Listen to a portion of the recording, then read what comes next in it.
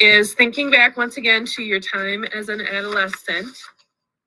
Think about what was your favorite music. It could be type of music, it could be an exact song, it could be if you have a certain group or singer that you followed and had plastered all up in your room, that would be fine. That kind of thing. And if that's like nothing's coming to you, then tell us a little bit about like what your favorite school subject was. So basically just tell us your name again, and then favorite music or music that you were into when you were an adolescent. So I'll start. My name's Chris.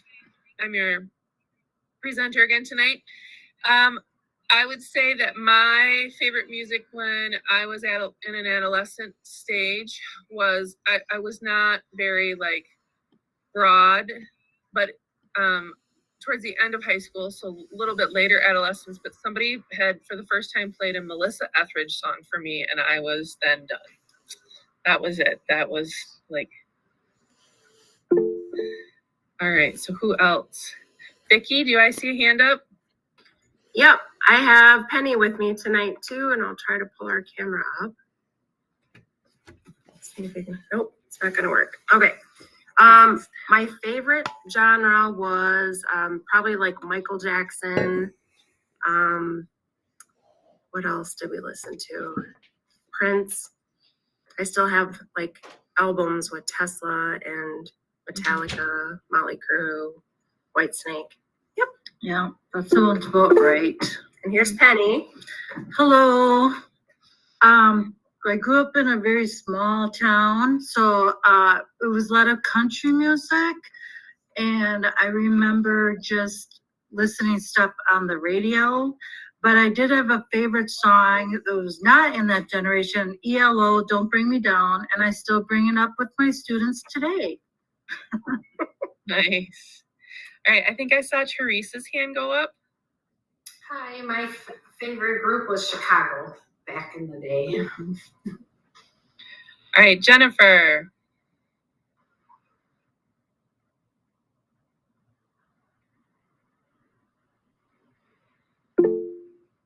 Oh, Jennifer, we're not hearing you again.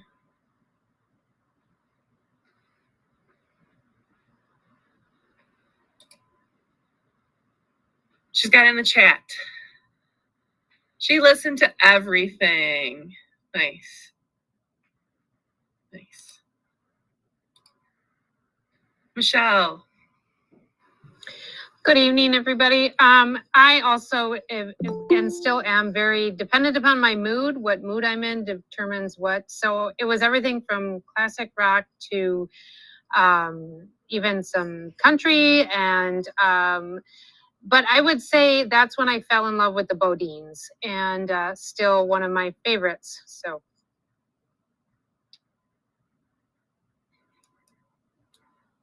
Thank you. All right.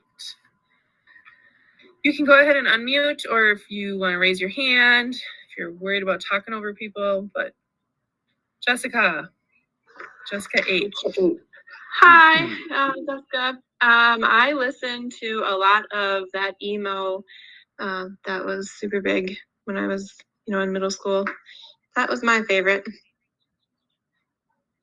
Nice. Well, wide variety in this group.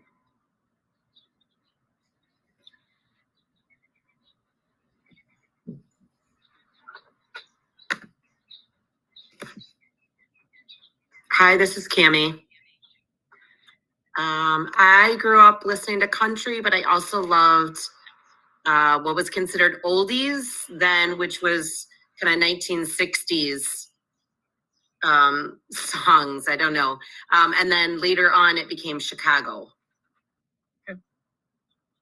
I can see that progression a little bit, yeah. Luana. So Jordan is also here too. Okay, perfect. This is Luana, and I think my favorite subject was always history. And yep, I'm Jordan, and my favorite subject was also history in school. Perfect. Thank you, ladies. Madison. So my favorite music genre when I was in middle school was probably like pop or punk, like pop punk. And so I listened to a lot of like Blink-182 and Green Day. Mm-hmm. Kelly. I was all over the board from Metallica to Boys to Men to Green Day, whatever was on the radio I was listening to. Mm-hmm. Thank you. Mindy.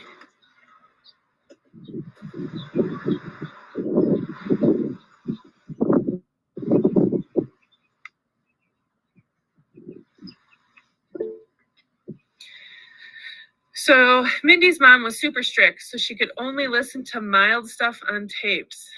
Cocktail soundtrack. Yep, and Tiffany tape. But yep, when you were babysitting, you snuck in. Oh, so Rock and Roll Girl, nice. Some White Snake in there. Ron, were you trying to share with us? You can go. Sure. I grew up with my parents with mostly like Jim Reeves and Johnny Cash and Marty Robbins. But when I started listening to music, high school, middle school, it was James Taylor, Anne Murray, AC/DC, Aerosmith, all that kind of stuff. So, yeah. Nice. Did everybody get a chance to share? This is Karen. I didn't get a chance. Okay, go ahead, I was all over the place. I think in middle school, my favorite band was Quiet Riot. Okay. And then my first concert, though, was an Amy Grant concert. The approved one by the parents, right?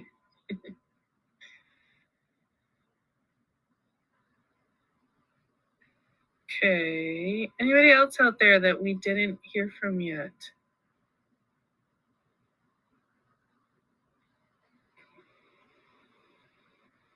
I'm very happy to say that I recognized all the people that you mentioned.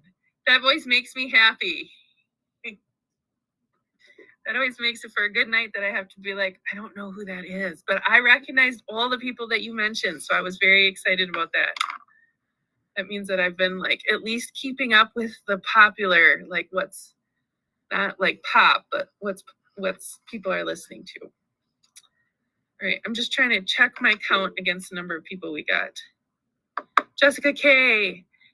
Microphone doesn't work. Oh, bummer. My music depended on the friend group I was hanging with. Yep. At the moment. Yep. So whatever they kind of were into. Okay, good. So let me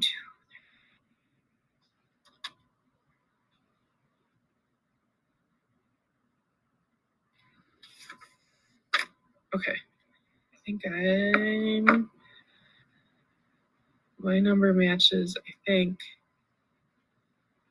Everybody there. Okay. We'll worry about attendance. I'll double check that a little bit later again. But thank you for that.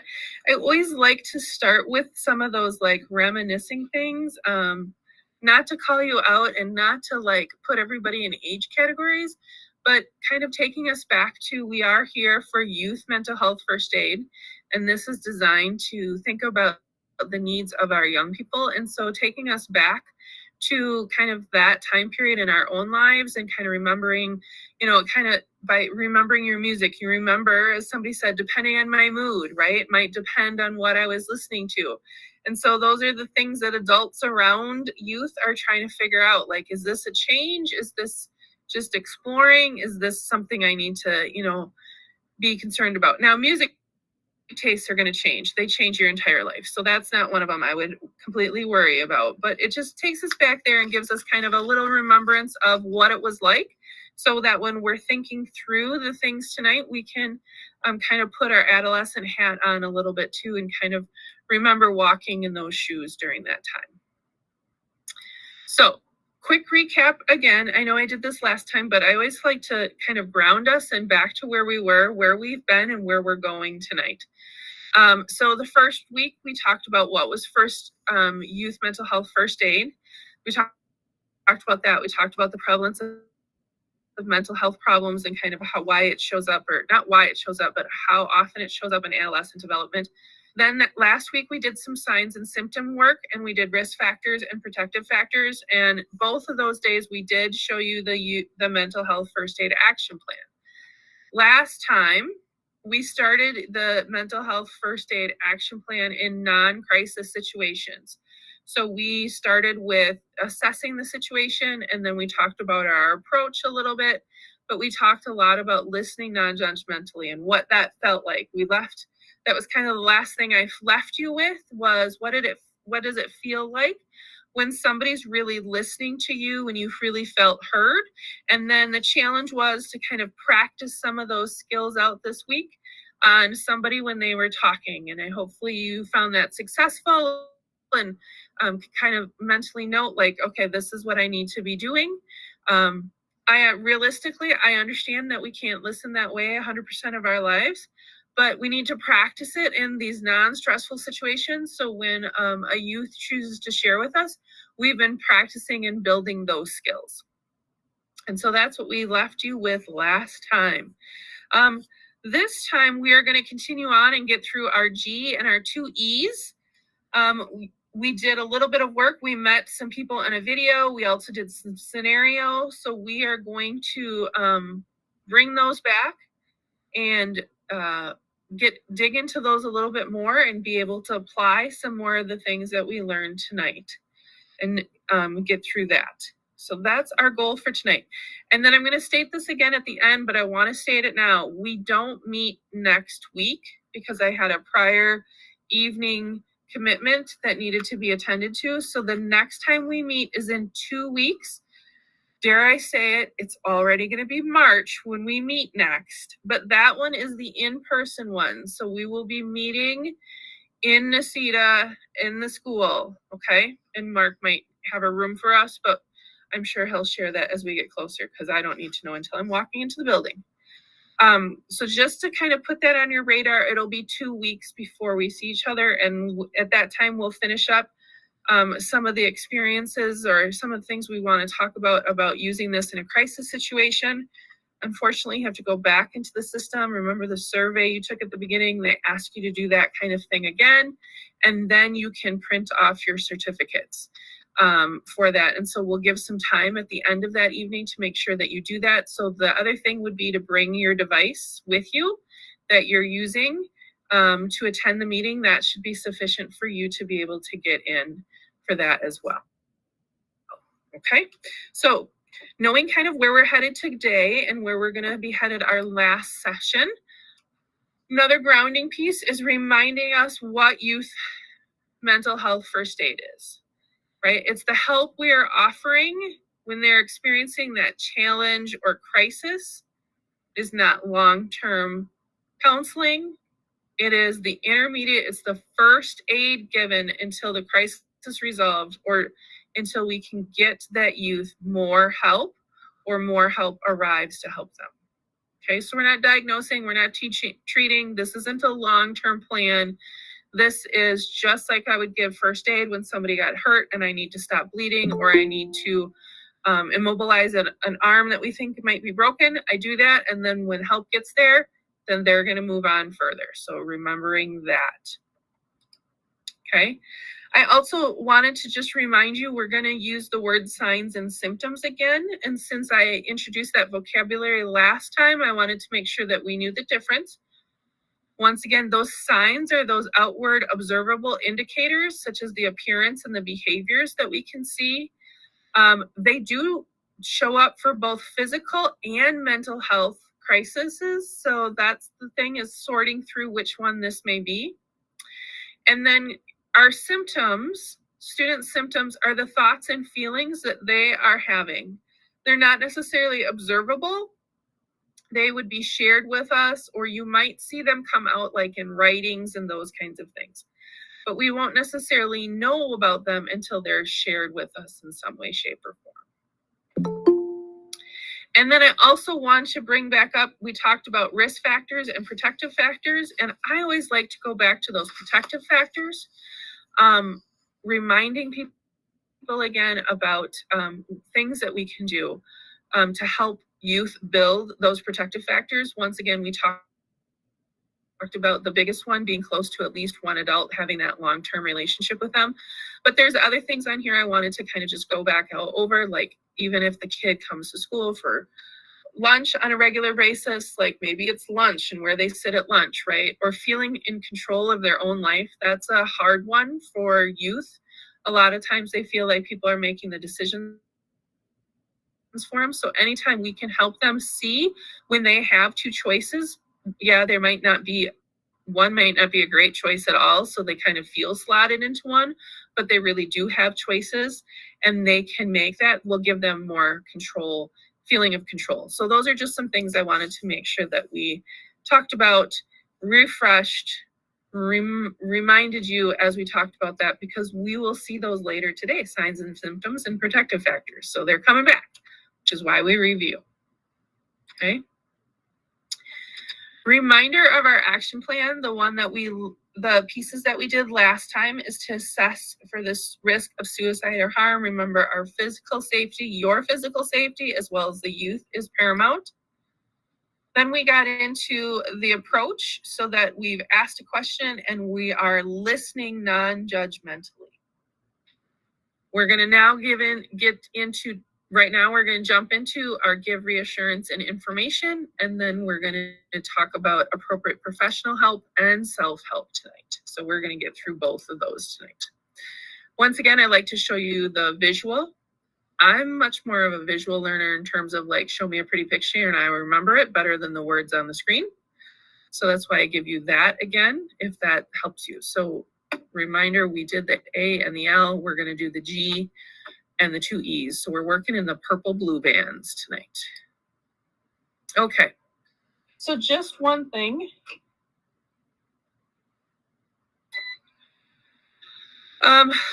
So we're going to dive into give reassurance and information, and I'm going to give you some pieces here, and then we're going to actually go back to our youth pretty quickly here.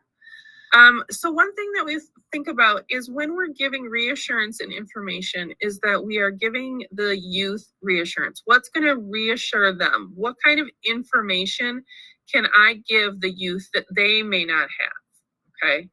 It's very different from advice. It's not giving them advice in terms of what do you think they should do, or if I was you, this is what I would do. It's not necessarily that. It's more focusing on what's going to help them. Do they need to know, like, are they in the state where they're saying that I'm the only one, nobody else feels this way? Information or reassurance for them is letting them know that other people at some point in time have felt this way and they don't have to feel this way for the rest of your life. Okay. Give them some kind of hope that piece there, like there have been others who felt this way, but then following it up with you don't have to feel this way for the rest of your life provides that hope. The give reassurance and information, if you aren't sure exactly, you can do some questioning, like what do you know about this, or how does this, ask some question. How does this make you feel? What do you do when you felt like this before? Has anything helped? Would you like some help exploring some things? Those are kind of reassurance, even though they're not statements. If you're offering to give help when they're struggling, then they know that you are going to kind of be there. You're not just trying to pawn them off. So just a couple of things here, like don't make promises, don't give advice, which I just mentioned. And then the other, lots of them on here, it's not necessarily a problem. Nothing's right. Nothing needs to be fixed, right? You're just kind of listening and giving them support regarded to that. When you do give information and reassurance, don't focus solely on the thing, right? Unless there is a physical concern. Don't focus on like, well, if you just stop using alcohol, or if you just cut back on, or if you just would eat more, or whatever it is, kind of leave those pieces out. Don't even bring those up. Just let them know that others have kind of been where they've been, right? You don't even have to give an example if you don't have one. I'd rather you not. But provide them with practical help, and asking them what would help them can do that. Also acknowledge that I don't know everything about this, but I want to help you through that. Okay. That's the kind of reassurance that you want to do. You're asking because you want to help them and you care for them, are the big ones. So here's a couple of pieces. Okay. If I can have some volunteers, I would need one volunteer for reassuring information and one for advice. And so we're going to start with we're going to actually start a little bit backwards. I know the way the slide's written, but we're going to start with the advice column. Anybody want to read those? Just go through and read them, and we'll see how those feel before we get to the next one.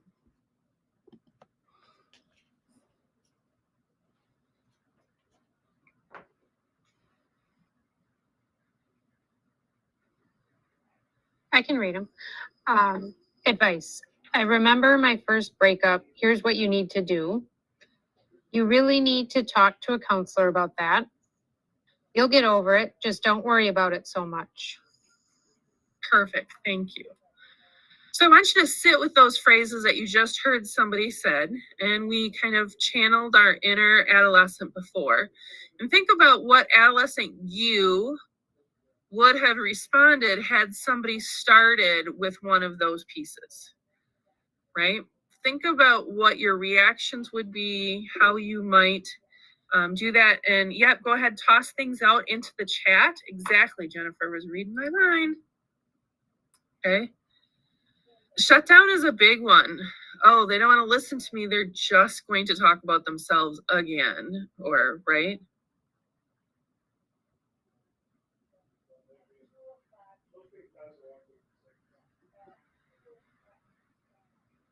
Yep, she said they're just telling me what to do. Mm-hmm.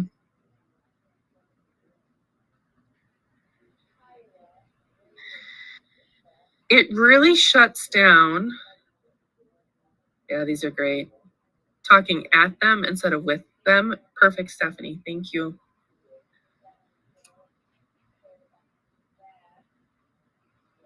No empathy.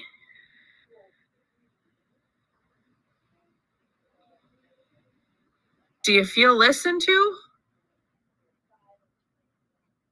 See some heads shaking. No, right? We talked about last time we met, we talked about listening non-judgmentally.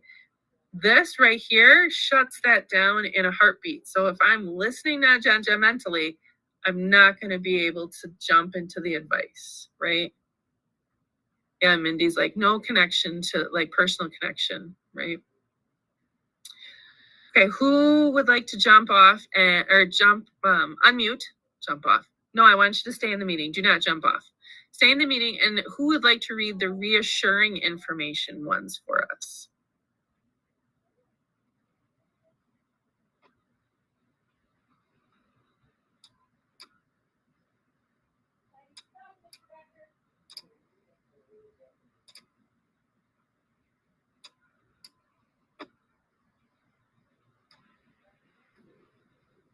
I can. Thanks, Cammie. Breakups can be tough. It's natural for you to be hurt and upset. I'm here for you if you want to talk. There are also some people who are trained to help you work through these feelings. You are not alone. Okay. Don't solve anything. All you're doing is offering them some support, offering them a person to lean on through that reassuring information. Okay. It's not asking you to give them any facts or figures, right? Just the information that breakups are tough. Others have been there. You're going to be there. There's people who can help them. That's all the information that we're trying to get out at this point in time. No facts or figures. Okay. All right. So we are going to go back into our scenarios. Put them on the screen this time so that it'll be a little easier than seeing it in the chats that we had last time. Okay. So we have Peyton's story. Peyton seems embarrassed that if you notice that she gets picked on.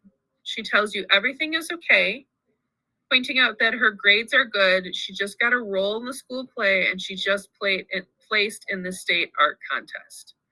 As you talk over, she begins to open up about just wanting to disappear when Chris starts picking on her. As the conversation continues, Peyton seems relieved to have someone to talk to. She eventually admits to playing sick a lot recently to avoid going to school and thus avoiding Chris. She says she's having trouble concentrating and shares that she got a lower than usual grade on her algebra test last week. She's even thinking of dropping out of the school play because she's afraid it will only give Chris more reason to pick on her. Okay, so we're going to do a couple of things with this one. The first one, we are going to notice if this student has any signs or symptoms, and if there's any protective factors that we might have in there that we can encourage when we get into our give in reassurance. Okay, so what kinds of, is there any flags in here? Are there any signs or symptoms that you are wanting to kind of check in with or noticing that might pique an interest in you? You can unmute or you can throw those in the chat.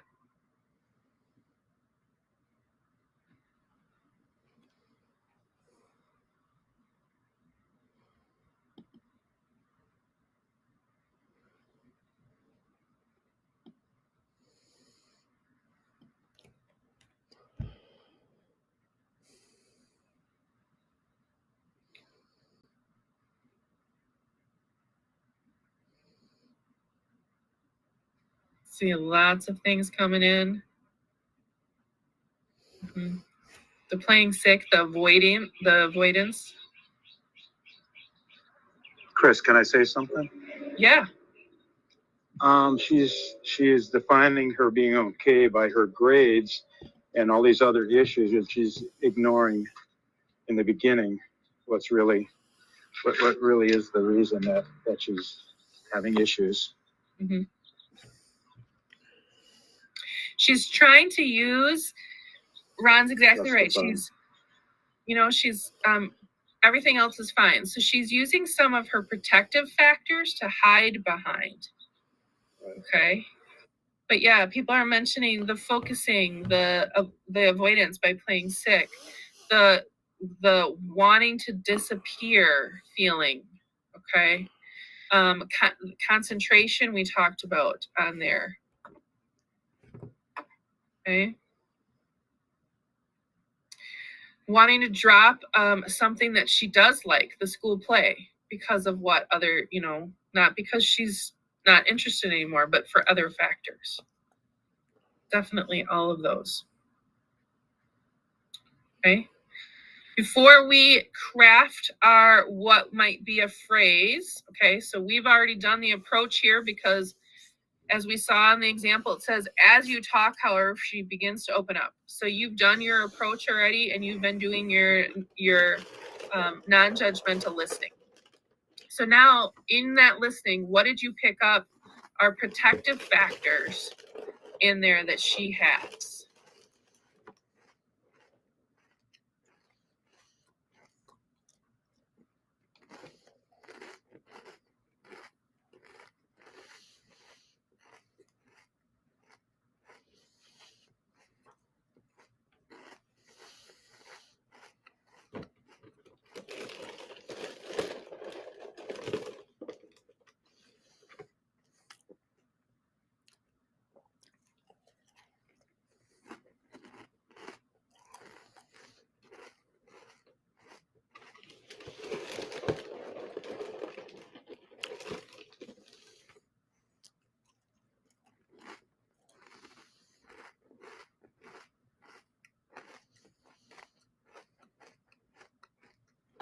So I see some in there. Yep.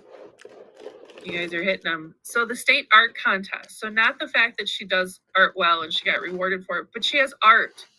That's clearly something that she excels at and she likes. So that actually having that hobby is a good protective factor for her. Okay. Somebody mentioned the role in the school play. So once again, something that she's interested in. That's also going to provide some kind of social net for her, right? That there are other youth there that are not picking on her. It's just Chris, right? So she might find a friend or somebody to confide in there. Somebody mentioned grades. Her grades are good. So she has some connection to getting what she needs, even though she's been playing sick. She somehow can still either is connected to the adults or connected to somebody in her class that she can get the notes and still stay caught up with her assignments, that she's not falling behind, even though she's been out a little bit. And Karen mentioned the last one that's kind of hidden in there, the ability to open up to adults. So she feels connected enough to you in this conversation. So you may be the one adult that she feels that she has a relationship with. But all of those are the protective factors that's going on in here. So this is where we're going to practice, because this give reassurance and information one is kind of tricky, because it's, once again, what do I say? How do I say it? So what would you say to Peyton? You have an idea of what would you say to her at this point in time? Okay, what would be the information and reassurance you might give her? And they don't all have to be the same, and there's no one right answer. I'm gonna just tell you that right now. So try it out and see how it comes out. Put some stuff in chat. I'll give you a minute or two. I'll probably give you about 2 minutes to think about that and put it in there, and then I'll share some possibilities as well.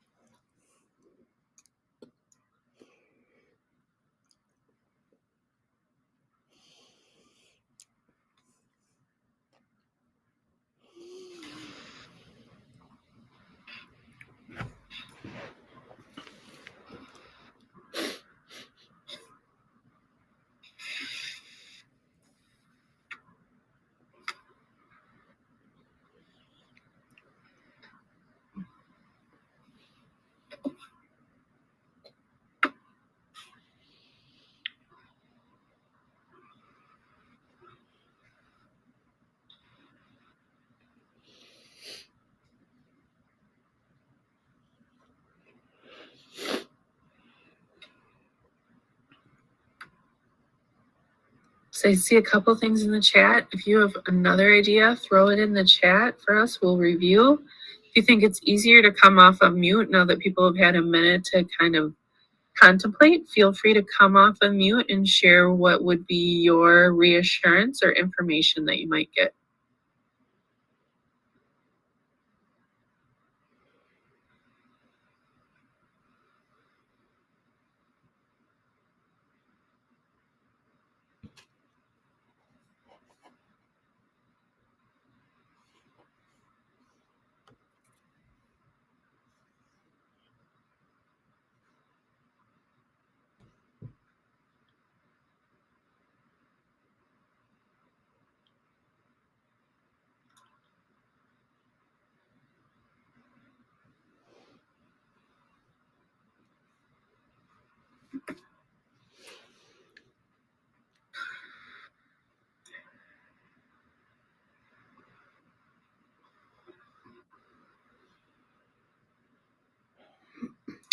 So some good things in the chat. Once again, thanking them for being comfortable to share with you is a good way. That's a good piece. That's reassurance that you're not going to go blab it anywhere. So that's a good one. Cammie's point, I love it. Thank you for your honesty about pretending to be sick and for reaching out. I'd like to find some help for you so you don't have to pretend any longer. That's excellent. Michelle, also, it's natural for you want to avoid situations, but it would be unfortunate if you were not in the school play, right? Or it would be unfortunate, but others miss you when you're gone from school. Like that could include yourself as well as other friends. Like the school play cast will miss her when practice. Okay. I would also say like that whole thing, my example when I hear this is wanting to disappear when Chris starts to pick on her. Is just sharing like, and I know of a lot of people when stuff gets embarrassing, like their most embarrassing moment, all they want to do is disappear or melt into the floor. Just letting her know that other people feel like that when they're feeling, right? That's a natural feeling. It's not wrong in any way. Anybody got anything else for this one?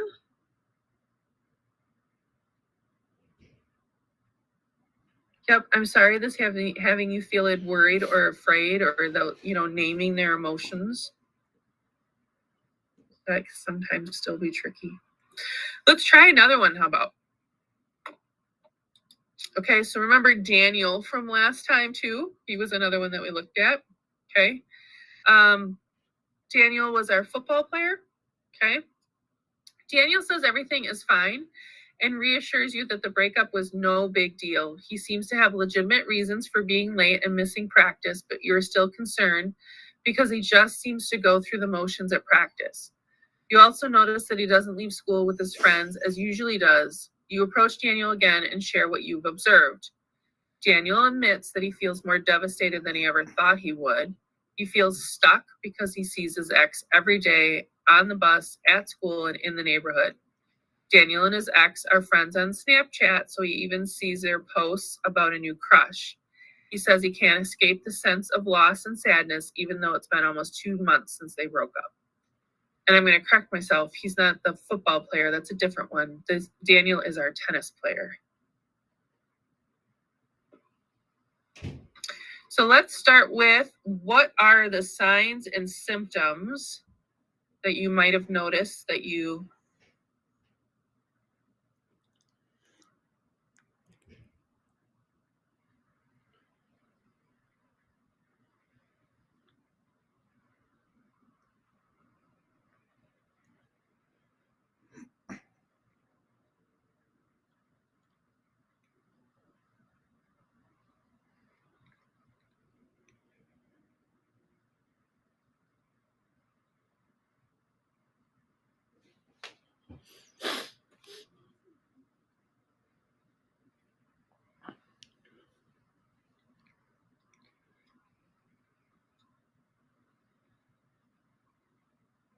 Yeah, guys.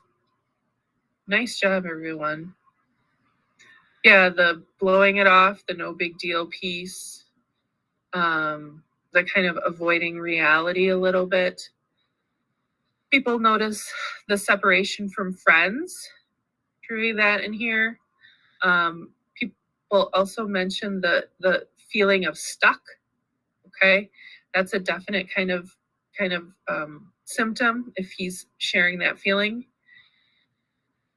Still, the fact people mentioned his late missing practice, but also at practice, he doesn't seem to be practicing like himself. So those kinds of things together is a change. Okay.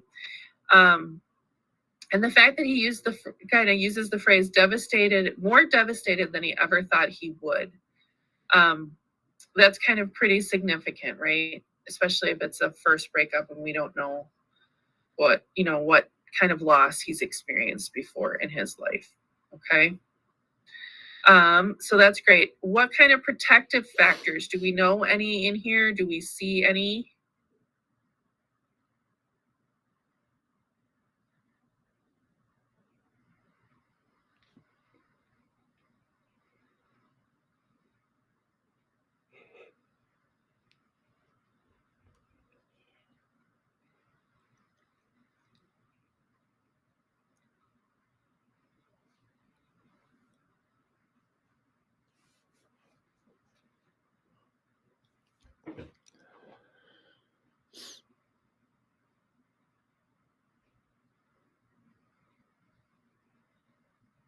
Yep, Karen pointed out he's involved in a sport, so getting that physical activity is actually a very good protective factor.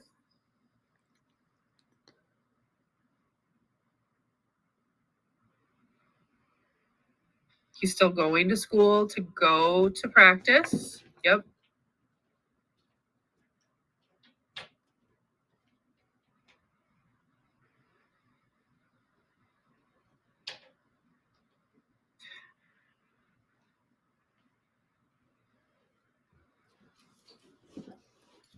Okay, so still riding the bus, right? So there's, some kind of routine that's still happening.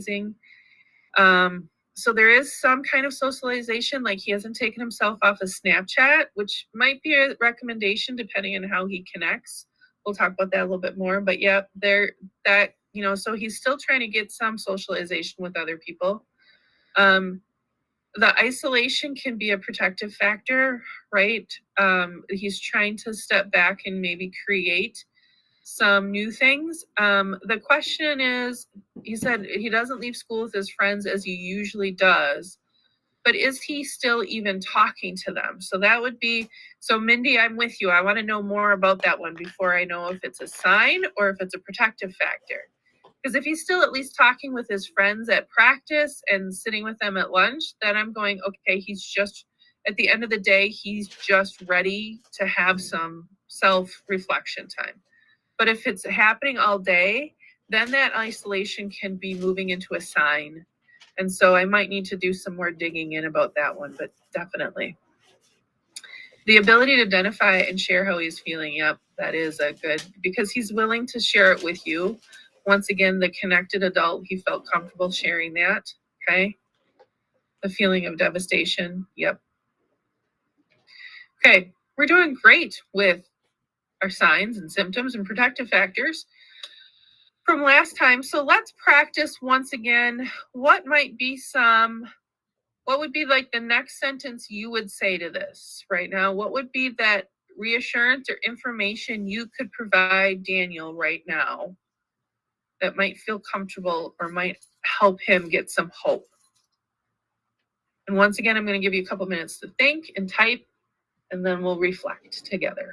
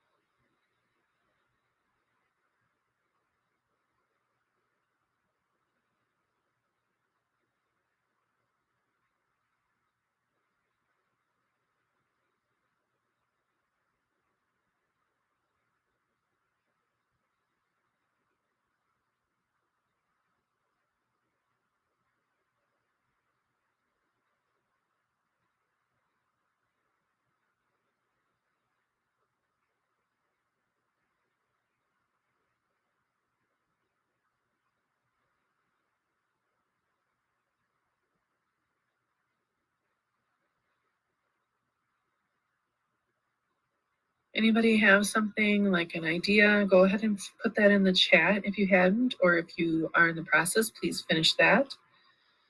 You want to come off a mute and try a phrase, that's fine too.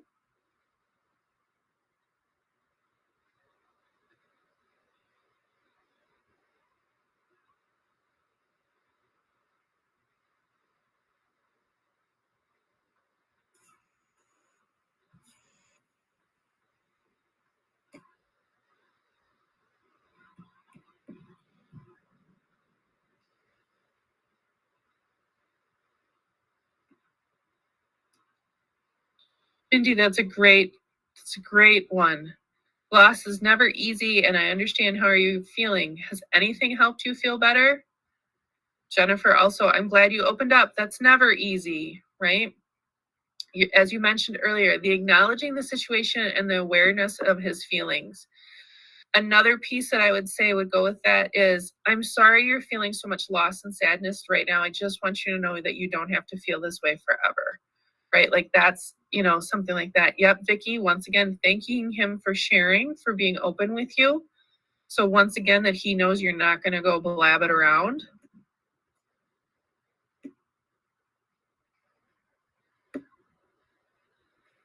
I'm sorry that you're still hurting after so long. What that tells me is that you truly cared for that person because it's so hard to let go. You think talking with someone like a counselor could maybe help? Yep. Jennifer, even just the phrase, I can see you're really hurting right now. Mm-hmm.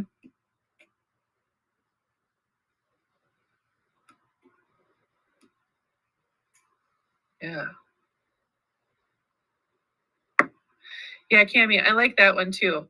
Breakups can be especially hard when you have to see your ex around school and feeling like you never get away from or can deal with, or closure from the breakup, all of those kinds of things that they might want to see. Like they don't just get a break from that person.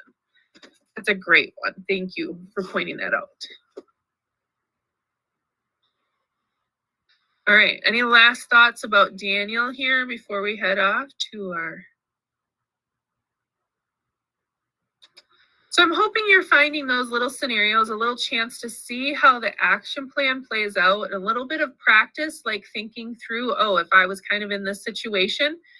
These are a little school-based, and I know we have parents on, but think about if you're picking your child up from an activity, right? In the case of Daniel, maybe you're the parent that drives a bunch of kids home and you see Daniel, or you've normally chatted with him, right? Or the kids that hang out in your at your house. Like, I know I have a child who, if my door's not locked, she walks in the front door, right? So like I would notice changes in her. So just think about all the youth that you do have exposure to, even though you're like, well, I don't see kids every day. Nope. But if you're seeing them pretty regularly, once a week, once every couple weeks, you're going to notice changes. You might notice them faster because it's not as slow every day for you, okay? All right, and encourage appropriate professional help. We're going to jump into this one, okay? So what we know is youth mental health first aid is that first aid, that first piece that comes in until appropriate help can come, whether it be professional or self-help that they need to do. But in order to do that, we kind of need to know a little bit about what professional help is out there. And so that's what this portion is for. You don't have to worry about what actually the professionals would prescribe. Once again, you're not diagnosing, so you don't need to do the next part. I just want you to have kind of a little bit of background to know how wide of help that could get, because sometimes people don't know that, okay? So one of the things is the first for us to think about, I'm going to back up one slide. What I wanted to do on this slide is they do have a page number here. Remember, we talked about the page numbers last week, that there are pages in their book. What I want to point out with this page number is, while page 49 does take you through exactly professionals, it's actually, on page 49, encourage appropriate professional help. It talks about the physicians who can help, but it's actually in the section on depression in young people. And so what I also want to point out is if you were to go to say the next section in your book, and you don't have to open your book, I'm just explaining this. There is a section called anxiety in young people.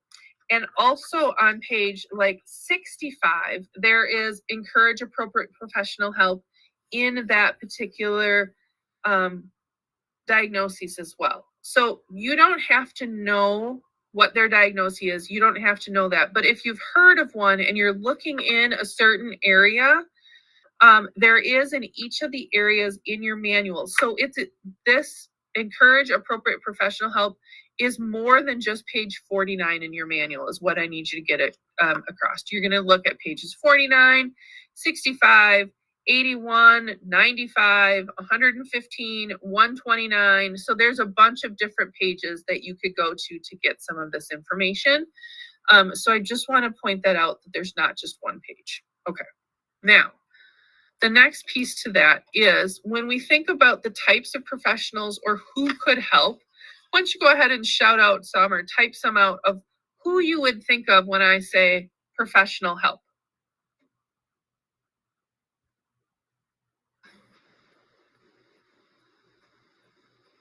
Medical doctors. I see, yep, perfect. I see school counselor, psychologist, the ER, a psychiatrist. Yep. Youth group leaders. Yep.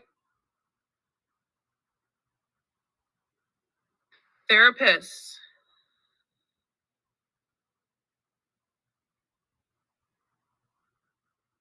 The school nurse can connect you. Another one for kind of doctor, a little broader piece there.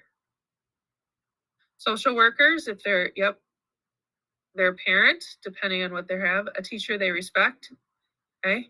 Now, teachers don't necessarily have all of those things, but they might have connections and get them connected with somebody. Okay. You kind of mentioned all of the different doctors that are in the list. One other thing to think about is we kind of lump them together, but I want to specifically call out that nurse practitioners and physician's assistants, who we sometimes see in place of our doctors, can help just as well. They don't have to have that MD behind their name. Okay. So, and you've mentioned school counselors. There's actual licensed counselors, like, and some go by therapists, social workers. On there, I see Kelly also added in crisis hotlines. Yep, they are usually trained. Okay. If you know that there is specifics about drug and alcohol use, then those people are also trained to do this as well. So you don't have to get help for the drug and alcohol as well as the mental health. They'll do it kind of all together. Okay.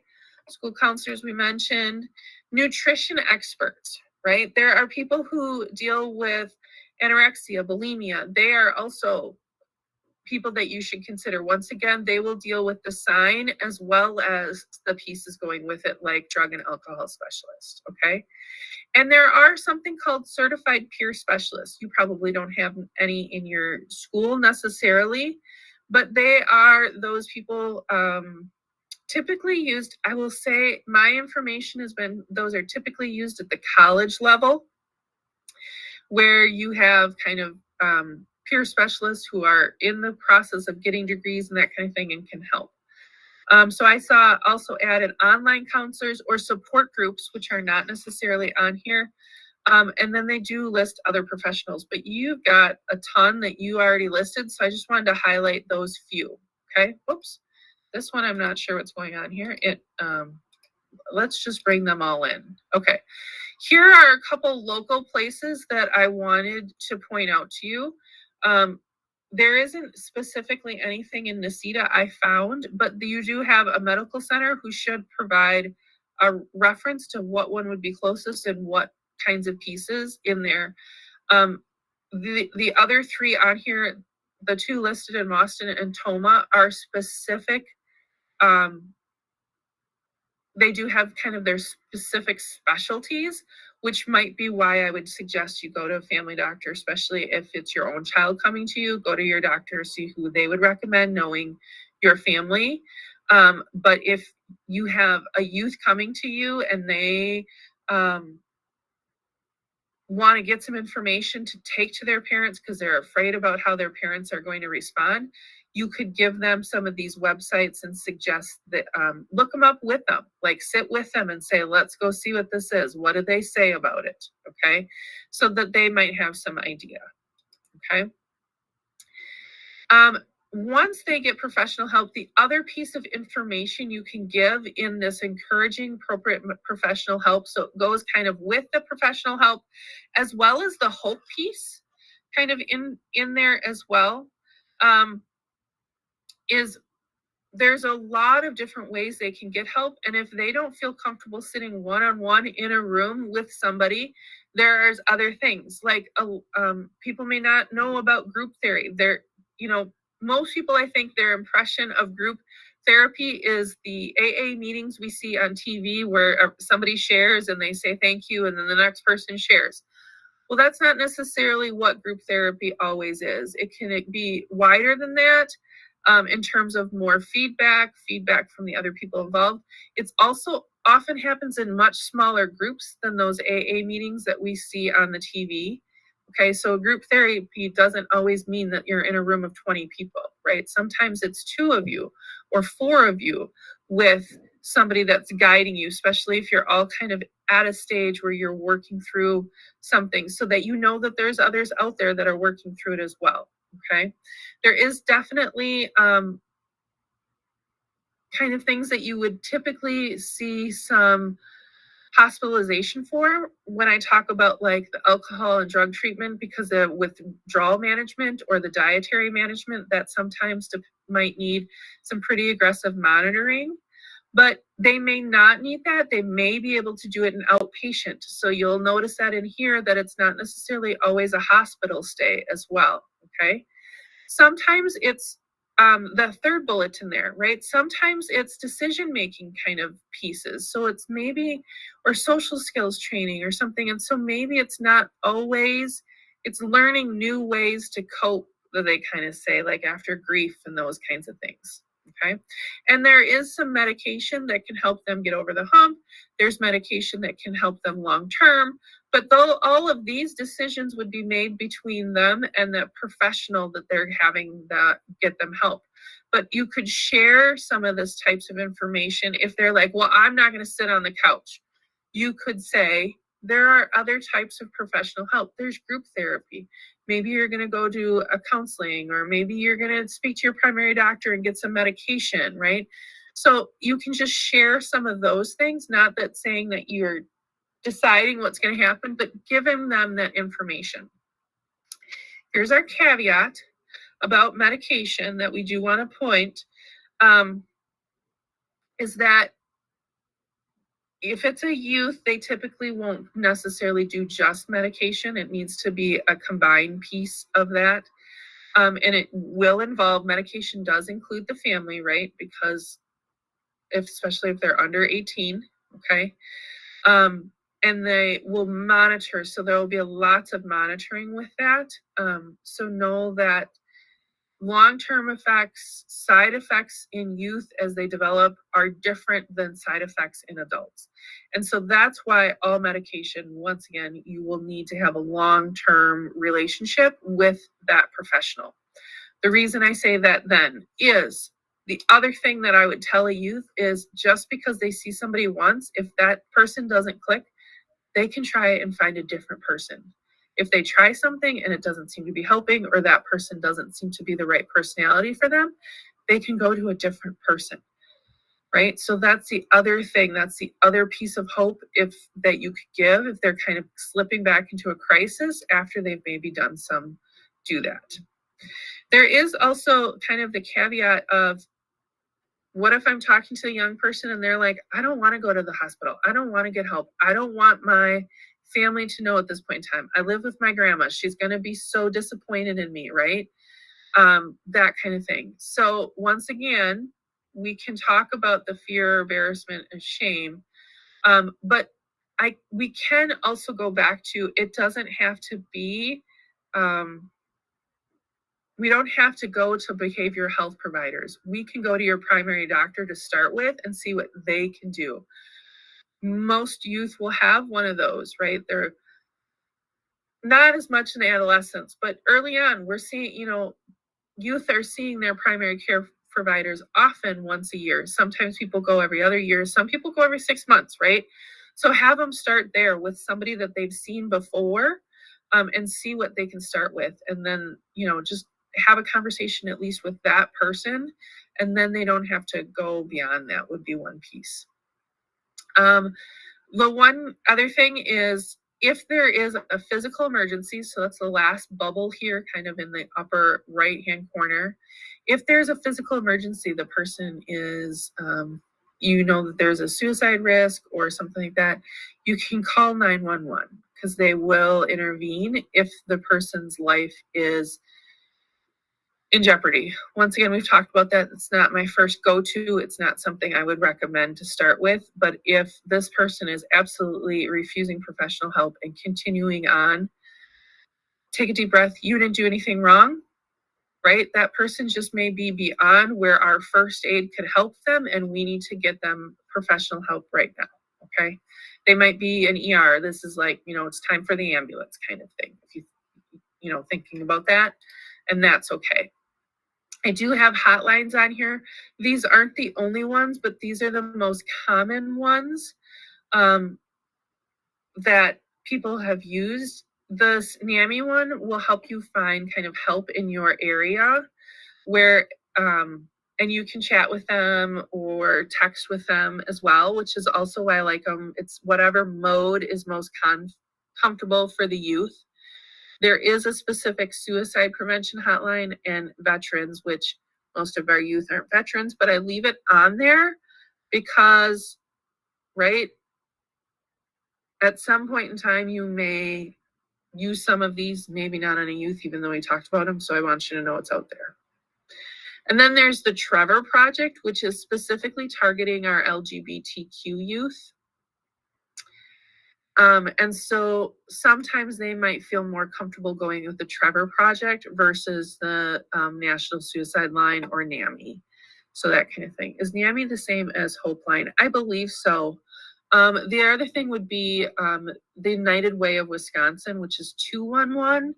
You can dial 211 and that would give you United Way, and they would do similar things that NAMI would do. NAMI is national, so that's nice if you're like out of the state of Wisconsin, but Wisconsin does have a 211, which is specific to Wisconsin. I don't know that that would work if you're in another state. The Hope Line, I'm not 100% sure, but I want to say pretty close. I know NAMI actually has a couple of different ways, like mine says text NAMI to 741-741, but I know you can also text home to them as well and get to somebody. So I've seen different pieces in there, so that may be where the Hope Line is coming in, Kelly. Thank you for bringing that up. So if you don't remember any of these and you remember the Hope Line, start there.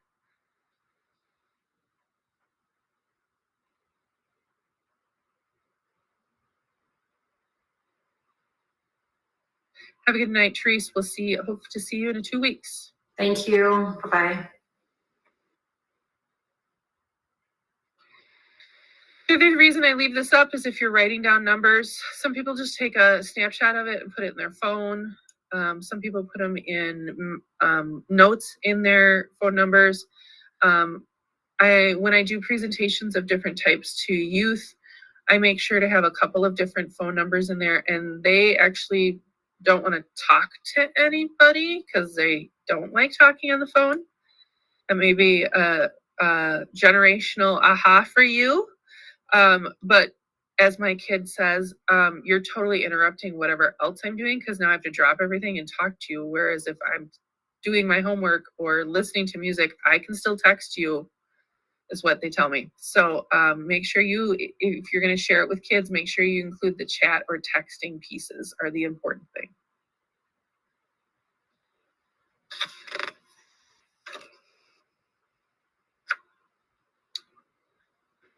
All right. So once again, you don't need to know enough to diagnose, but you need to know what kinds of help is out there and the different kinds of treatments that might be available, so that you can use that in your give reassurance, give information.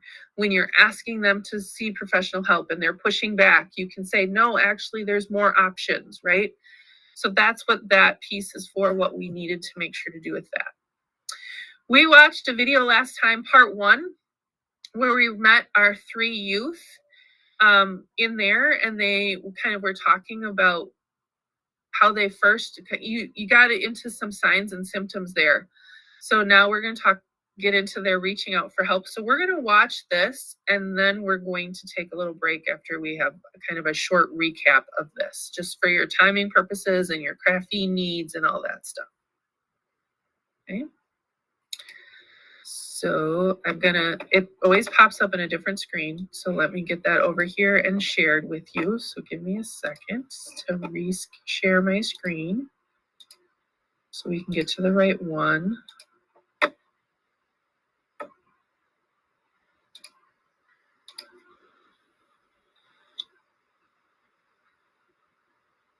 Okay, everybody should be seeing that. Let me know if you have volume problems once again. I'm going to make it bigger so that you get that, and we'll...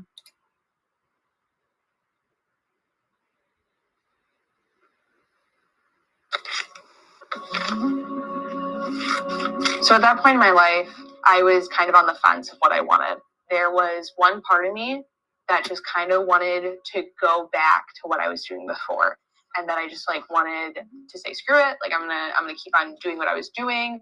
I don't care what happens to anyone. I don't care what happens to me. And then there was that part of me that really wanted help. I ended up in a hospital for 2 weeks, and I couldn't see my parents or talk to anyone outside for 72 hours because they put you on an emergency hold. They go through the checklist of questions like, are you hurting yourself? And, do you have a plan and all of that stuff? It made me confront the things that were going on in my head. In the first couple of months, I was kind of kept to myself. But after a while, I started to open up about it. When I had this initial thought about suicide, I thought, I kind of want to see what my friends had to say, and I kind of want their help on this. It prompted me to take some positive action. I think that's when I'm like, maybe I should see a therapist. And that's when I started to talk to my parents about it. The symptom or sign that was really prevalent in my own journey was the withdrawal from social activities, or just withdrawal from having a social life in general. I definitely had several friends throughout that journey who were there for me and who were really, really helpful in me sorting out my own thoughts. I was so nervous to tell my parents because I don't want them to think of me differently. Somehow I got the words out. I think I should see a therapist. And then after that, I just couldn't stop crying. And then they're like, okay, I think that's a good option. For things to get better, the first major thing was that I had to get rid of self-medicating. And I had to stop using drugs and alcohol to cover everything up. After that, it was just one of those things where I realized that I really needed to be honest. There was 2 of my friends who could really relate to what I was going through, who were kind of had, similar experiences as I, and that kind of took away that feeling of being alone. And then other people were just like, I have no idea what you're talking about. After I kind of started the conversation about, me struggling with these thoughts and all these problems, my friends basically did kind of weekly checkups, which I thought was really great. They just made me feel like I felt loved, and then they made me feel like I could definitely get past this.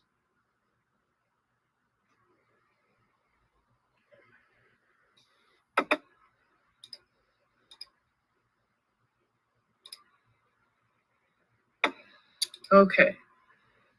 So in there, where did you hear about reassurance or encouraging professional help?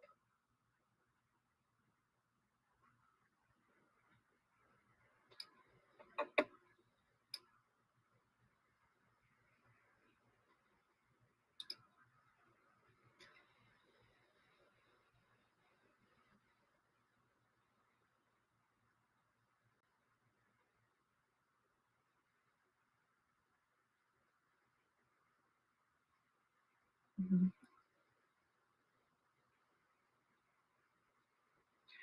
Parents thinking it was also a good idea, talking to the parents, weekly check-in with parents.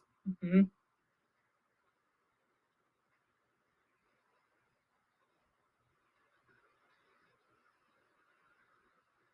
Yeah, the student had to realize they need this. So my one thing is some students won't realize that's why we're talking, why we're here.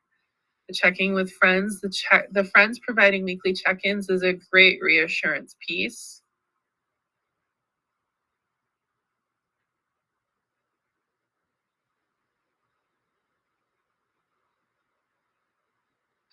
And the other thing I wanted to point out there is in the professional help, not all of the students were in this example were hospitalized, right? Like one of them went to see a therapist and started doing that. One was hospitalized. So there was a big range. We have another one who actually had some physical issues with being with an addiction, so needed to like get over those hurdles as well. So, you know, there's all sorts of stages, you know, different things that would have happened. Their stories aren't, their path, their professional help path wasn't exactly the same. Okay. We're going to stop here. We're going to take our quick 10-minute break. So come back at 5:55. I'll start a 10-minute timer again. And we're going to do the last E before we close out today. We have a few things to do. We have the last E to do, I guess is all I have to say. So go and do your break. And I'm going to get that timer up.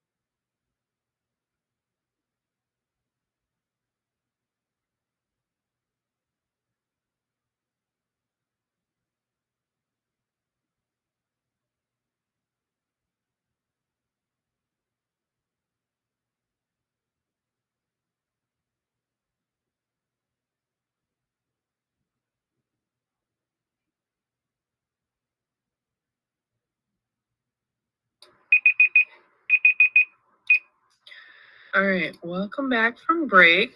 We're going to flip back over to our presentation so we can see where we're going. So we are on our second E, so our last step in the action step to encourage self-help and other support strategies. Once again, at the bottom of the book here, it gives you a page number, but once again, there is sections in each of the pieces. So once again, in anxiety, in depression, there are all sorts of encourage self-help. There are websites and books that are specific to those things. They have the helplines again, written materials. So there's lots of things in there. So once again, there's a section in depression, there's a section in anxiety, there's a section with eating disorders. So make sure you check those out that are in there in your book, especially if you're specifically interested in like what could have helped for this or what might help for this, you know. Some of them are going to be the same, but just want you to know they're out there. So if a student or a youth isn't interested in professional help, or even if they are, we want to encourage them to help themselves, right? Like the old adage, first help yourself kind of thing before you're helping others kinds of deal. And so that's where we want to offer things that they can do as well. So we suggest ideas to this is have them identify others who they know have gone through this, or they might want to talk to, or they might want to spend more time with. Just being around that person helps them move on, right? Help them think of activities that might help them manage symptoms. Like if I'm giving up alcohol, what might be a different activity I could do as opposed to what I used to do, okay? Make sure they interest the person, the youth that you are speaking to, okay?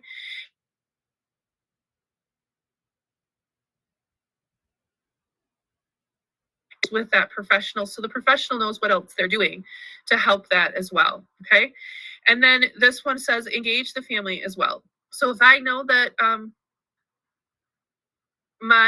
this young person is trying to avoid somebody else, help the family know how to do that. How can we drop off to school at a different time, or is there a different door I can go in, or staggered at like what time did the bus get here, so can I do it separately, okay? And it kind of comes back into our self-care. So I know that some of you have probably heard this, so I wanted to make sure that we all had an even playing field when we talk about self-care, that it wasn't just something some of us knew about and knew what I was talking about. But what this is really talking about is how do we care for ourselves? How do we put ourselves first and make sure that, once again, we have cared for ourselves before helping others? So this little portion here, although I'm going over it so that you know how to bring up different things to the youth, you should also be listening to this with an ear to yourself as well. So this one you have to play two hats. You have to pretend you're speaking to that young person and in this role and what they might need to hear, but you also have to think about what you need to hear for yourself right now. So I want to put that out there before we get too far in. And so the first thing was to give you an exposure to the different types of self-care, the different areas of thinking about that. Most often we've been talking a ton about the physical, the signs that we would see, and the emotional piece, the kinds of things that would be those symptoms that they would be feeling. But there are other things that they can do to help increase the physical and emotional piece with that as well, okay? And so we talked about those with our protective factors, right? So those kind of play in the role in here. So there's social media, just their social area, but like, what about their social media use? What about it? How can they increase the positive use and move back from the negative? Or do they need to just remove for a little while and use less of it until they're ready to use it in a positive manner, right? Spiritual doesn't necessarily have to mean that they're going to church. It can mean time away. It can be in their sacred space, doing their sacred whatever that may be. For some people, it's a morning ritual. For some people, it's right before bed, I have to do these 3 things, right? That's fine. Encouraging them to do those kinds of things.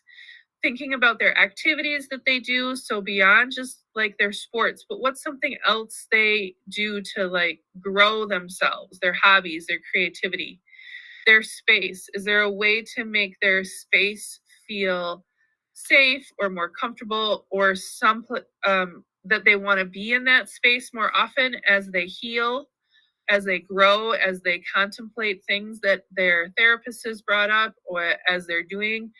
If their space isn't good, then they're probably not going to necessarily engage in a spiritual kind of sacred space routine, because they don't want to be in their space. So they got to do something to the space, their environment, in order to have a sacred space routine. And so those kinds of go together. Financial is a little hard for our youth. A lot of times they are dependent on the adults unless they have reached the age where they can have a job and they have the ability to get back and forth to that job without once again relying on people. Okay. So that might be a piece in there. You might just talk to them about how they could start working for that if they feel that that's the thing. Like I have to do everything blank says because they, control my ride, they're my ride, or, that kind of thing. So working through with that, how can they get some financial kind of pieces? And also having some work self-care. We all talk to the youth about getting their work done, but think about time management and saying, when are you going to stop and take a break in the evening? When is going to be your downtime? Some kids do that right away. They come home, they need to decompress from the day. If you think about an introvert going to school every day, when they come home, they need some downtime to recharge away from people and to not think about work and having to ask questions and engage with people online. So that would be that. But you might have an extrovert who's riding that high coming home from school and just having been with people. And that would be a good time for them to continue into their schoolwork and then to have their downtime at the end of the day when they're ready, then they truly are exhausted and ready to ease in. So just, it's important for us to balance and understand there are school demands on them, but also like, how are they budgeting their time so that they get a break in there, so they don't feel they're going from the moment they step foot in school until when their head hits the pillow, that they do have a break. And for some of our kids, that's their sports or their part-time jobs that they may be doing, their hobbies that they may be engaged in. If they're an art club after school, they may get those breaks, but just working through that with the youth. What kinds of things are going well for them and what areas might they need to be helping with? For example, if you're talking with a youth who's just shared with you that they are using substances to kind of get through the day, then you probably want to maybe start in the physical area. Okay, let's get you feeling better, and then we can work on some of the other things. It might be a little bit of physical and a little bit of how do we replace that not so healthy behavior with something else? What else could we do? Something physical and something to replace it kind of together. So I did that kind of all in the presence of youth, but I'm hoping that you are listening for yourself and understanding like, okay, when is my downtime? How do I kind of take care of my stress management for my emotional piece?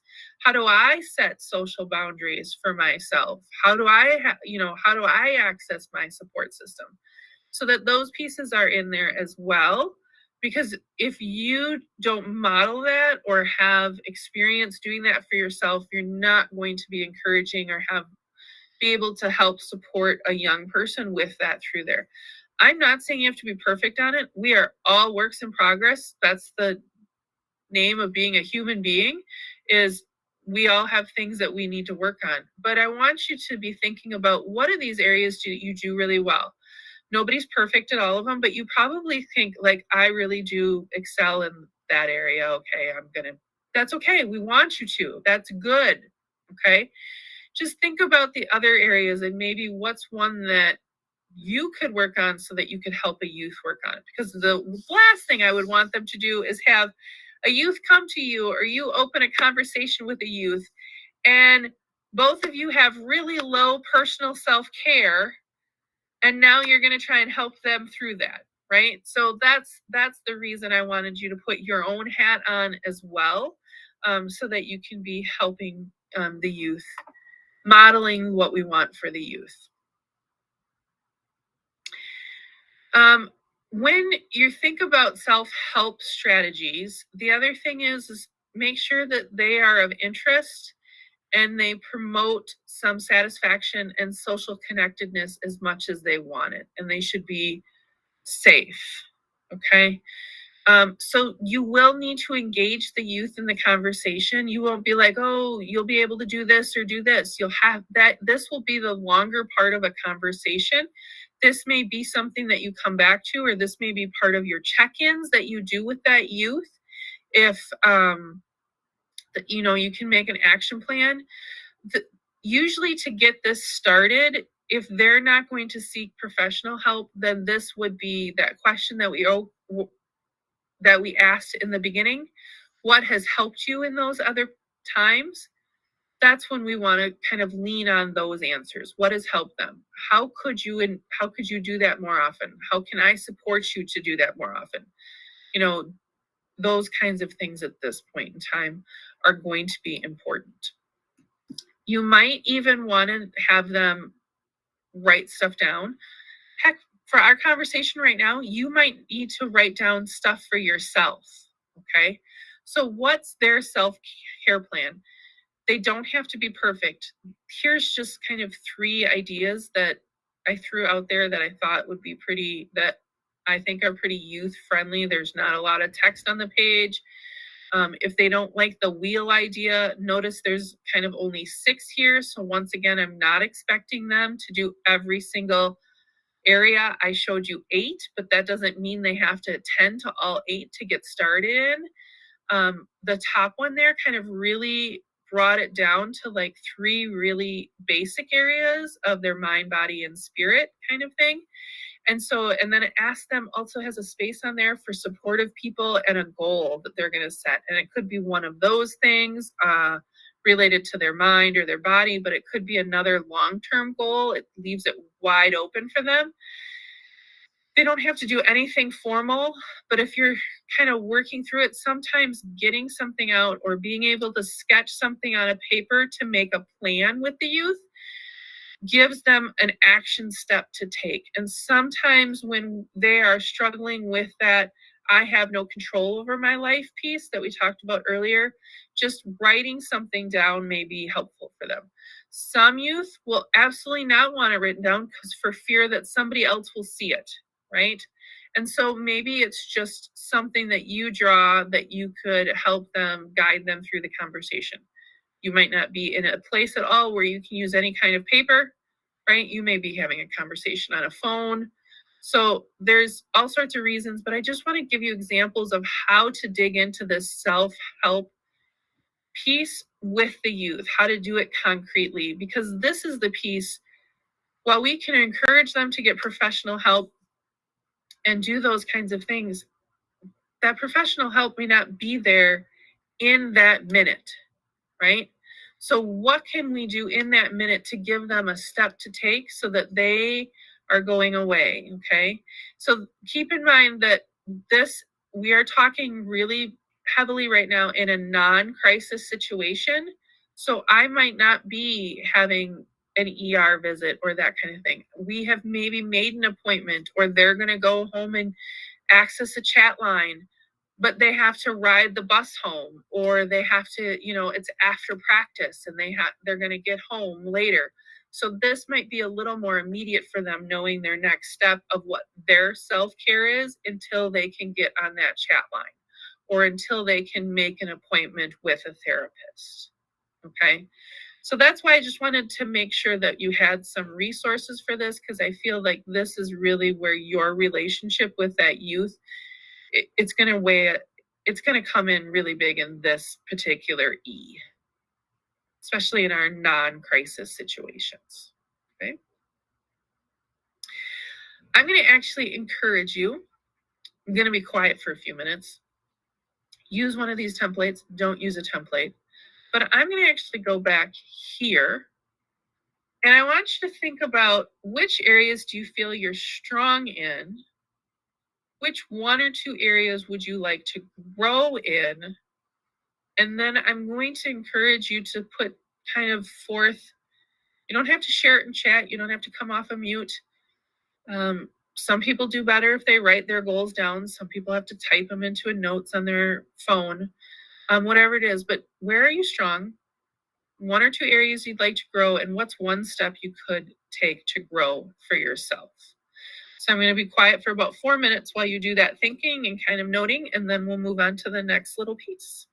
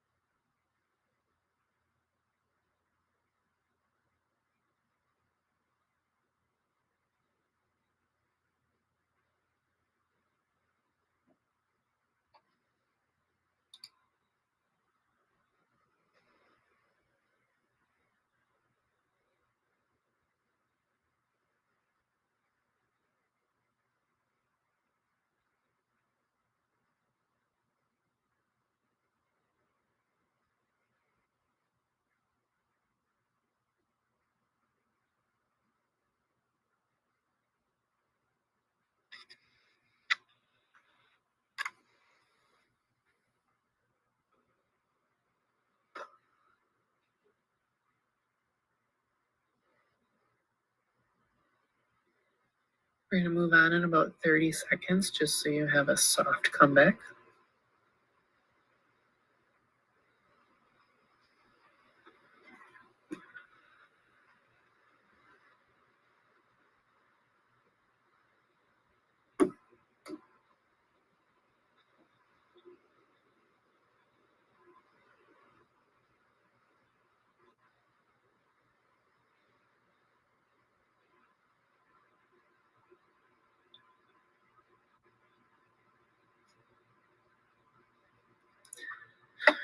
Okay, I hope you had a chance to kind of reflect on where you're at with self-care, and hopefully you made a commitment to yourself, because that will make you more well-rounded when working with the youth. We're going to zip back forward through our templates. So we've kind of done everything. So now we're going to kind of put it all together. And so just some last things in here. We talked about a lot of these. We've been using them, but just to kind of remember, they all kind of embody things, is that we're asking about the youth, describing what we've seen and expressing our concerns. We're not putting any judgment on the descriptions or on the concerns that we've seen. We're not focusing on changing their behavior, their thoughts, their perspective, their symptoms. What we're doing is trying to get to hear where they're at and what they're feeling. If you use I statements, then they're not accusatory, right? Like, I have noticed, those kinds of things. And so we are just kind of putting that all out there. The last thing we're going to do is jump back into Peyton and Daniel for a little bit and explore one more time with the chat what we would say to them, I should say. So we are back to Peyton. This is Peyton who gets picked on by Chris. So Peyton, a few weeks later, the group goes swimming and you see several cuts on Peyton's thighs. You pull her aside to ask what happened, and she starts to tell you a long, complicated story about falling. You note that the cuts don't look like injuries from a fall and that some look infected. She eventually admits that she's been cutting herself.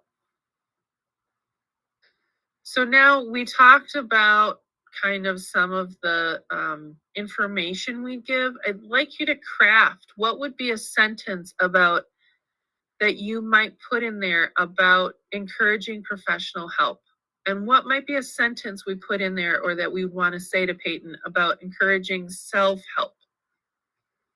Okay. You can unmute too. You don't have to type it if it's easier for you to just jump on in and share with us what you're thinking.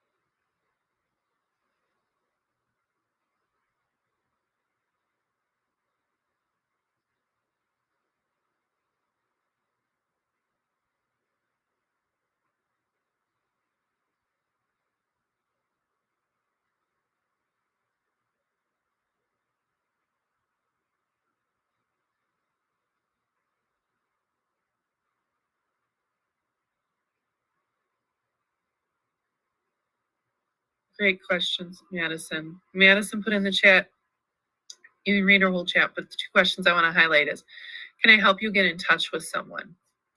Leaves it open to whether it's personal or professional, right? Is there someone that you would feel comfortable talking to about this, right? Those are kind of ways that has her think about who Peyton should put that. Just asking, have you spoken to someone about this? Good one, Stephanie. See if she's maybe she's spoken to the parent and the parent doesn't know what to do because the parent's not had youth mental health first aid. So you need to reach out to the parent now and help them help their child. Perfect, Stephanie.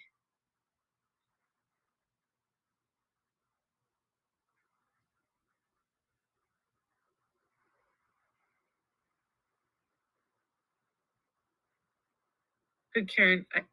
I can help you find someone to talk to about this. So being there when they're ready.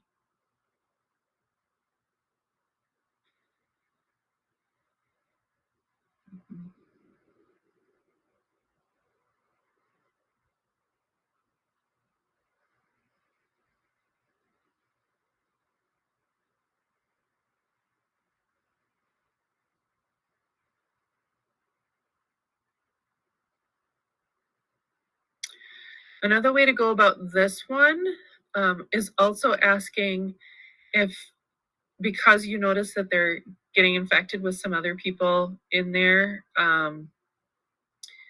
getting her help for the physical infections for the actual cuts, which then opens the door for her to share with that person, that healthcare professional who might be taking care of her physical health, to get her connected as well. So that would be another way to go about it as well. I like that, Jennifer, too. I'm really worried about this. I know something must be bothering you for this to be happening, and not blaming or shaming. That's a really good point to put in there. Yep, Cami said I might suggest seeing the nurse to get the cuts looked at. Right? And yes, Cami, that's a great follow-up. Do we need to ask, is she moving into crisis? Is she having other thoughts? Is she more of a danger to herself than this, since she's downplaying the cutting? So we might have to ask some more questions, which leads us into what we're going to be doing our last session. Yep.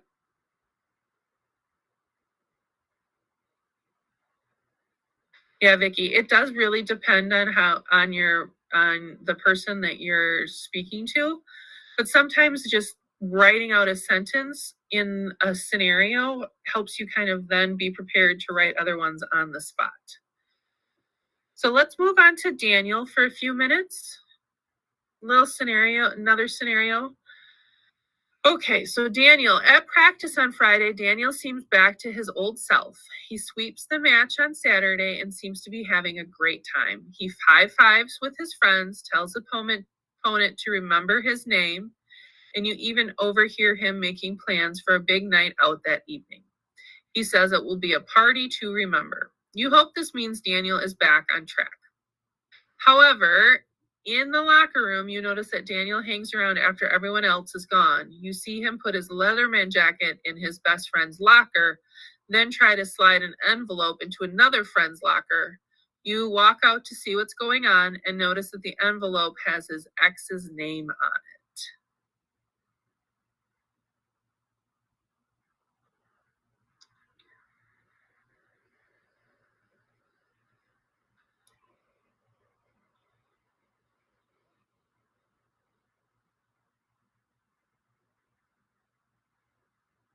Jennifer's right. That sounds like he's doing something permanent. Yep. So this one's moving a little bit closer into crisis, but he hasn't confirmed that yet. We have some definite signs about giving away the Leatherman jacket is a definite suicide ideation sign. So we definitely have some more signs, but we need to do some work.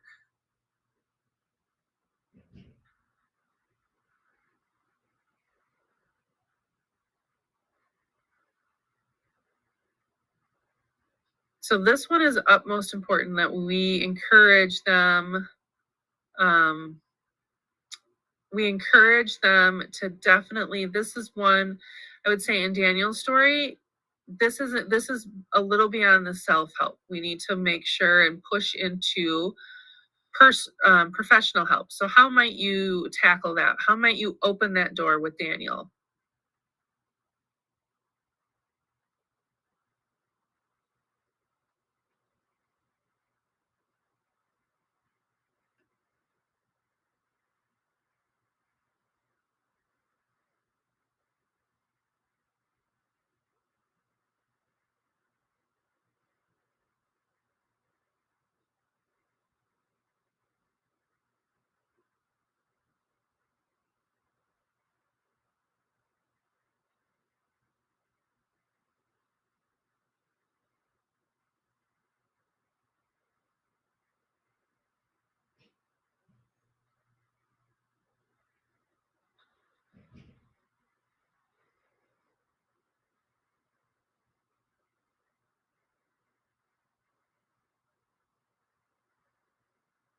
Kelly's right.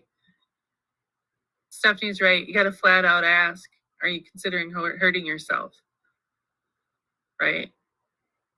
We will dig into that a little bit more next time, but this is definitely a push that I kind of wanted to bridge us into the next one about this person needs some probably professional help in the next hour. So we would be, if we don't get anywhere with Daniel, this would definitely be a time where we need to contact parents. If we can't get a hold of parents, then this would be a time when I would say 911 is warranted. But I would definitely ask him if he's asking to hurt himself. I'd ask him if he's been talking to anybody about how he feels. Maybe he'll tell me that his therapist told him to write his ex a letter. We can talk about that a little bit more. Depending on how they respond, we'll give you some idea of whether you need to dial parents, 911, those kinds of things. So that one does push. I don't want you to lose sleep over this one, right? These are scenarios to get you thinking, but this does lead us into what we're going to do in 2 weeks and talking about kind of crisis situations, specifically if somebody is suicidal or the risk of harming themselves. Even more so than Peyton, where it was, there's definitely some cutting going on, but harming themselves to the point where they may actually cause a death, like an overdose or that kind of thing. So that's where we're going to be headed next week. We have just a few minutes left, so I wanted to check in, make sure to see if there's any questions. I'm going to hang out, obviously, for a few more minutes until everybody's off to make sure if anybody has any questions, if anybody would rather talk with few left people in the room, that would be fine. Otherwise, I will see you in 2 weeks in person. Thank you for coming tonight. Mark, do you have any words for us about where we're meeting in 2 weeks in person? We'll be meeting in, currently, the current location would be in the library. Okay. Yep, school library.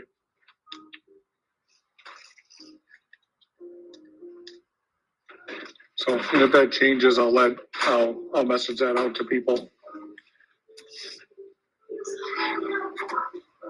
Michelle, are you talking about the one that had like mind, body, spirit? Yeah, that one. This is just an image I took of it, but I can bring a link, or I can get a link. Oh, okay. Let me stop sharing so that you don't see all my searching back in, because my tabs are a little crazy and I don't want to stress anybody out.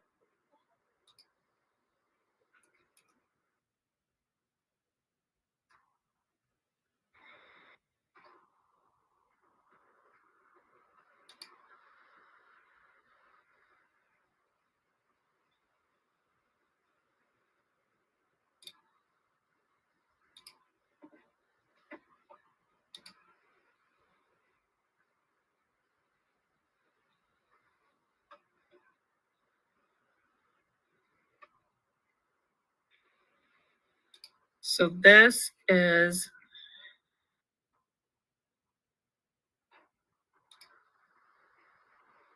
the blog it comes off of. And in there down below, if you go towards the bottom, they have the PDF or the download capabilities, which are PDFs, PNG. So I'll let you do that so you can download it the way that you would like to. None of them are great. Like none of them are docs that you can just have the kids write in. I've not tried to convert it to like a Google Doc. That would be my other thing, is sometimes those work, sometimes they don't. Like if you go from a PDF to a Google Doc. So, but that would get you at least the PDF to start with. Okay. Awesome. Thank you. Yeah. Have a good night. Thanks for coming.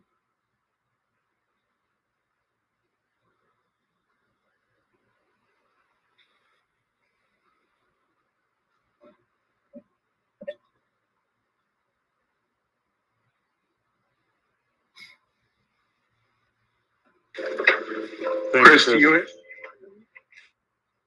Ron, did you have a question? No, I just said thank you and good night. Thanks, Ron. Thanks for coming. Thank you. Take care.